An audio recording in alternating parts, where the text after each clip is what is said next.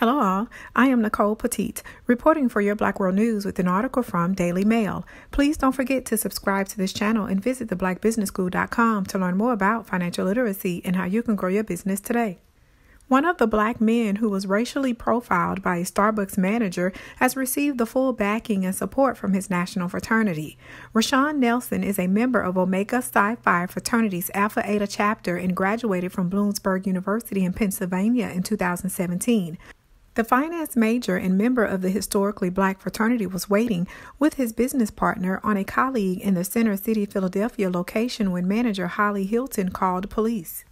Nelson was also listed as being a warehouse worker at Amazon on his LinkedIn. Following the initial national coverage, members of Omega Psi Phi, one of the Divine Nine historic black Greek organizations, took to social media to share their support for one of their brothers. The times that we are living in continue to unveil the bold and dark side of racism through the lens of ready cameras of witnesses that record the injustices that are reported daily, said Antonio F. Knox Sr., the Grand Basileus of Omega Psi Phi fraternity, before calling Nelson is a remarkable example of resilience, courage, and the fake of undeserved fire. I thank God for his sense of presence and calm because the encounter with police officers could have been very different.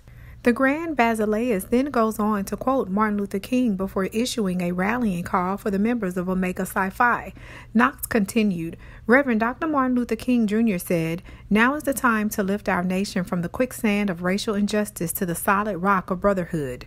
Brothers, I say to you 55 years later that now is the time.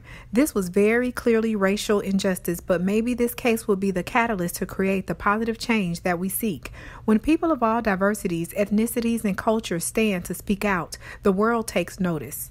Knox goes on to mention Starbucks CEO Kevin Johnson, who met with the two black men who were arrested in the store last week and apologized to them.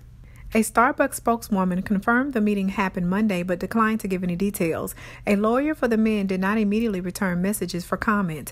I applaud his sincerity, but the change within his company must include the training of management and employees on the correct procedures to embrace and understand diversity and continuously act accordingly, Knox added.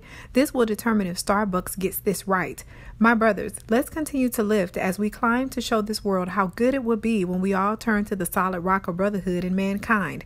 We are one. CEO Kevin Johnson called the arrest reprehensible and said that he wanted to apologize to the men face to face. Video shows several police talking quietly with two black men seated at a table. After a few minutes, officers handcuffed the men and lead them outside as other customers say they weren't doing anything wrong. The news comes after Starbucks Corporation announced that they would close 8,000 company-owned U.S. cafes for the afternoon on May 29th to train nearly 175,000 on how to prevent racial discrimination in its stores. While this is not limited to Starbucks, we're committed to being part of the solution, said Johnson. Holly Hilton managed the Center City, Philadelphia store for a year and mutually parted ways with the coffee chain after sparking the controversy. She earlier claimed loitering was an ongoing issue in the Philadelphia Starbucks, telling AppleNews.com on Saturday that one person had even chased her around the shop after she asked them to leave. Hilton blamed what she claimed was a corporate policy at Center City, Philadelphia locations, which prohibits excessive loitering in their stores. She told the news outlet management has the discretion to ensure the policy is enforced, even if that means calling in the cops. She also revealed that she doesn't even tell the customers when she's calling the police. Ms. Hilton reportedly refused to say whether it was normal practice for managers or employees to call the police when they found customers loitering. A representative for Starbucks said on Monday that she had left the coffee chain while there is an internal review pending. The two men, who had not made a purchase, were handcuffed and arrested for trespassing on Thursday after the Philadelphia store manager called 911 and reported them to refusing to leave.